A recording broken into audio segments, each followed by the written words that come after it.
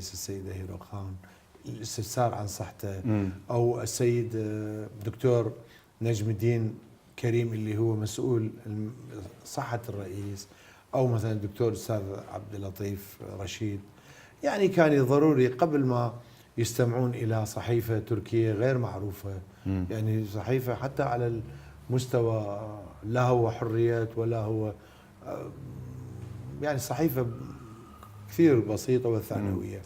أنا أعتقد الأمور ما تنحل بهالشكل، والآن هناك نائب للرئيس هو يقوم بالشغل، والصراعات السياسية بين السيد مقتدى والموقف عند الموقف المتشنج من دولة القانون نطى هذا التصريح اللي هو يسيء لنا أكثر ما يسيء إلى دولة القانون. أنا أعتقد نصبر احنا، صحيح هو إن شاء الله يرجع بالسلامة، يجوز هو يطلب أصلا، قال هو يطلب، فخلي الأمر يكون بإيده ويكون في جو أحسن وجو سلس. ما صار نقاش داخل الحزب حول هالموضوع، حول البدائل، حول البديل؟ لا أبد احنا لازلنا أيضا قرأنا مثل هذه التقارير الإعلامية أن هنالك حديثا عن بديلا ما، وقد تكون السيدة هيرو يعني هي البديل أو أسماء وراحت إيران لهالقضية يعني كان نوع من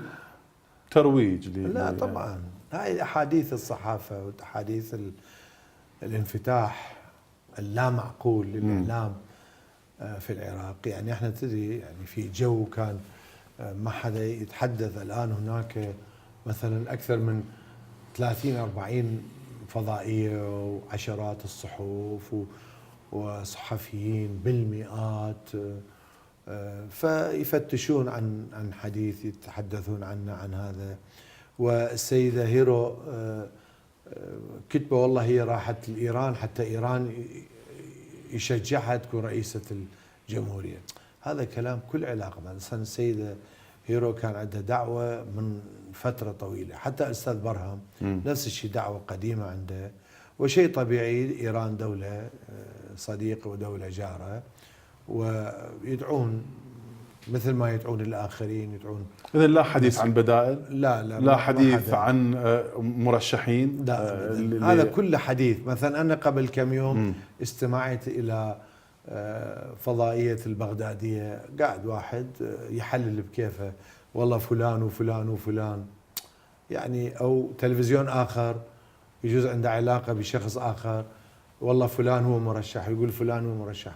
هاي كلها تكهنات وكل هذا ما تم الحديث داخل مؤسسات الاتحاد الوطني الفرساني، لأنه بصراحة هي قضية صعبة بالنسبة لنا، وخاصة الناس المقربين من السيد الرئيس. يعني في مجموعة اللي عاشوا أكثر من 3 يدخل بها الجانب الإنساني والأخلاقي. هذا الجانب الإنساني والأخلاقي.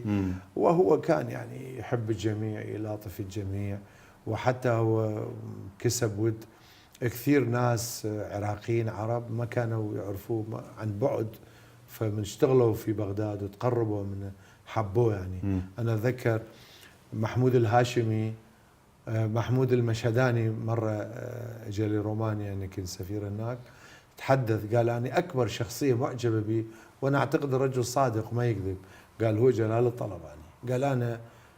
قال أنا كشخص مسلم وشخص يعني بالحركة، كان أحد قادة الحركة الإسلامية في العراق، فيقول أنا مش تعرف هذا الشخص، سامع عنه، وأنا فترة كنت مناوئ له لأنه كان مع أنصار الإسلام. هو كان محمود يقول بس أنا من شفته واحتكيت به قلت يا ربي ليش أنا سنوات ضد هذا الرجل. فيعني قصدي كثير من الناس، كثير من الشخصيات العالمية، وتعرف مام جلال شخصية عالمية. مثال بسيط أنا أعطيك، ولو هذا ما عنده علاقة بالحديث مالنا. الشخص الوحيد بالعالم، الشخصية الوحيدة اللي شاف 3 رؤساء جمهوريات مصر وكان علاقات طيبة عمل 3 وزراء: عبد الناصر، السادات، مبارك، واحد ورا الآخر. هو كان عنده علاقات طيبة من 63 مع عبد الناصر، بعدين بالسبعينات مع مبارك، بعدين مع إذن كل حديث عن بدائل أو استبدال للسيد الطلباني أو أي شيء آخر عن صحته هو كاذب. مو صحيح. طيب. لا مو صحيح. هنالك اتفاق في موضوع آخر، هنالك اتفاق جرى بين الحكومة التركية والبككة حول يعني قضية السلام بينهم، وبأن يرمي البكك السلاح ويستقرون في العراق في قنديل أو جبل قنديل بحدود 5000 مقاتل أو شيء من هالقبيل. الحكومة طبعا صدرت بيان رفضت هذا الاتفاق، وستقدم شكاوى إلى الأمم المتحدة ومنظمة التعاون الإسلامي والدول الأخرى والجامعة العربية. ما رأيكم أنتم بهذا الاتفاق؟ أولا حتى شوية نتحدث عن تاريخ، لأنه فترة كان هذا مقراتنا بالأساس في شوشان ومناطق قنديل، هي مناطق عاصية ومناطق المثلث العراقي الإيراني التركي، مناطق صعبة جدا، مناطق وعرة. ولا هاي المناطق في وقت صدام بكل جبروته ما قدر يوصل المناطق، ظلت مناطق لتجمعات وقيادات الحركة الكردية، وأنا فترة كنا هناك احنا مع الإخوان، وحتى مقرات الإعلام وكان موجود هناك. ومن 84 85 البككة يعني في عهد النظام السابق، البككة كانوا موجودين هناك، يعني بموافقة مبدئية، موافقة أولية من الحكومة العراقية، وهاي واحد. وثانيا كان هناك اتفاقية بين تركيا وصدام الدخول، يحق للجيش التركي الدخول إلى المناطق العراقية بعمق 20 أو 15، أتذكر كان طه الجزراوي عقد هذا مع الجانب التركي لإخماد أي تمرد من الطرفين. وعمر الجيش العراقي ما دخل متر واحد إلى تركيا، وبالعكس هم كانوا يتدخلون في مناطقنا، يعني اتفاقية على أساس الجيش العراقي يحق له يدخل 15 كيلومتر لقمع المعارضة العراقية، والأتراك لهم حق 15 إلى 20 كيلومتر لقمع المعارضة التركية. بس الحقيقة بأنه الجيش العراقي ما تمكن يوصل متر واحد. فأنا أعتقد هاي اتفاقات دولية، وبإمكان ما أعرف أنا الاتفاقية هاي لا زالت أو لا. أنا أعتقد على بغداد أن حتى من طرف واحد تلغي تلك الاتفاقية، وهاي مبالغات 5000 4000. أنا رأيي الشخصي بأنه كل هاي المحاولات هو من أجل إنقاذ عبد الله أوجلان من السجن وإخراجه من السجن. أنا أعتقد المقاتلين، هذا رأيي، المقاتلين مقاتلي بككة لا يؤمنون بهذه الاتفاقية ولن يلقوا السلاح، وانسحابهم ما أعرف يعني كيف ينسحبون وهذا ويروحون يجون، لأن هم يوم من الأيام ما انقطعوا يدخلون.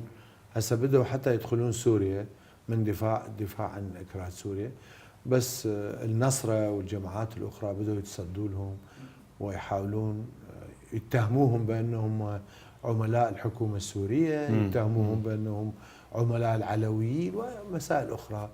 بس هم المقاتلين يتنقلون بهاي المناطق، مثل ما حكيت لك أنا عايش بهالمناطق، مناطق وعرة. كل الحكومات صدام حسين بجبروته ما قدر، يعني هو اعتراض الحكومة. أنت كيف تتفق يعني بشكل رسمي مع جهة معارضة؟ استوعب معارضتك إذا أنت فعلا يا تركيا يا أردوغان، هذا رأي الحكومة. أنت تريد تستوعب معارضتك، خذهم عندك يعني. وأنا هذا أريد أحكي لك هالموضوع. أنا أعتقد هذا الكلام كله كلام إعلامي، والله 5000 يطلعون حل.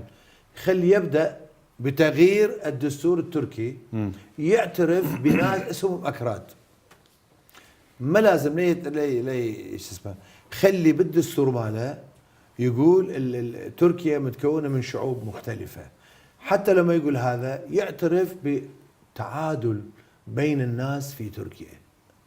إذن هذا التعادل يشمل يعني العدالة، يشمل الأكراد وغير الأكراد. الأكراد أكثر من 20 مليون كردي موجودة في تركيا بلا حقوق. أنا أعتقد في رأيي كان على الحكومة العراقية أن لا يكون إلا أي رد فعل. مثلا رأسا مثلا أنا استمعت إلى أحد المسؤولين الله يطول عمره قال احنا لن نسمح بدخول هؤلاء إلى العراق. يا أخي هذا الكلام كيف ما تسمع؟ هم أصلا يعني هم ما أصلا لا يسمعوك ولا يسمعونا.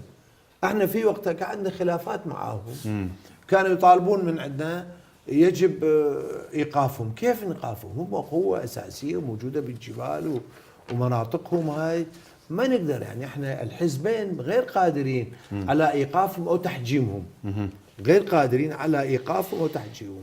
حتى الاتراك هاي اللعبه في رايي. اذا هذا برايك هو ليس اتفاقا حقيقيا بقدر ما هو أنا في اتفاق رأيي اعلامي. هو اعلامي وما بنتيجه، والمقاتلين شيء واحد بس يوقفهم، يتم تبديل الدستور التركي. والدستور التركي به مرونه اكثر من الدساتير الاخرى. ممكن في اي وقت اعتقد يمكن 20% او 30% في هذا الرقم لهم حق يرجعون الدستور للبرلمان يناقشوه ويضيفوا له.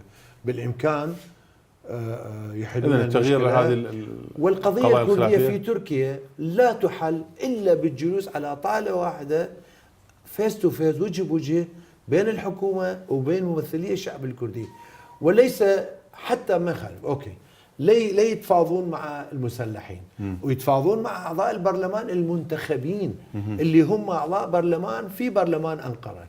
خلي ذولا هم ممثلي الشعب، هم ذولا ممثلي الشعب الكردي في بعض المدن. نعم. وتفاوضوا يا ذولا، كتبوا اي شيء عن القضيه الكرديه، حل القضيه الكرديه، حل المشاكل، لانه هناك تعرضوا اكثر من 5000 6000 قريه تم ابادتها، قتلوا الناس. مثلا هسه اسطنبول مثال بسيط، هسه اسطنبول أو 5-6 ملايين كردي، احنا نعتبرها اكبر مدينه كرديه هو اسطنبول. ليش؟ لانه موجودين 5 ملايين الى 6 ملايين كردي. هذول منين جاوا؟ كل القرى اللي تم تهجيرها مثل ما صار بالعراق راحوا يشتغلون في اسطنبول، الله وفقهم واذكياء وصاروا اصحاب اوتيلات وقاموا يشتغلون. فاللغه الرسميه في البازار، في المكان، مطاعم، كل شيء هو اللغه الكرديه في اسطنبول. انت ما تحتاج مترجم في تركيا لكردي، ما تحتاج مترجم في اسطنبول، لانه ذول منين جوي؟ اسطنبول ما كان مدينه كرديه، ولا انا ما اعتقد بيجوز قبل سابقا يجوز فد 5000 10000 موظف كردي، مو اكثر. هسه 5-6 ملايين موجود. هذول هالقرى اللي هجروهم، اللي حرقوهم، راحوا شويه شويه اشتغلوا وبقوا في اسطنبول. طيب.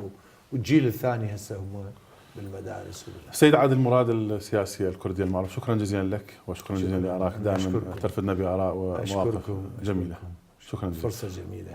وشكرا للمشاهدين الكرام، نتمنى أن نلتقيكم على الخير والبركة إن شاء الله. السلام عليكم ورحمة الله وبركاته.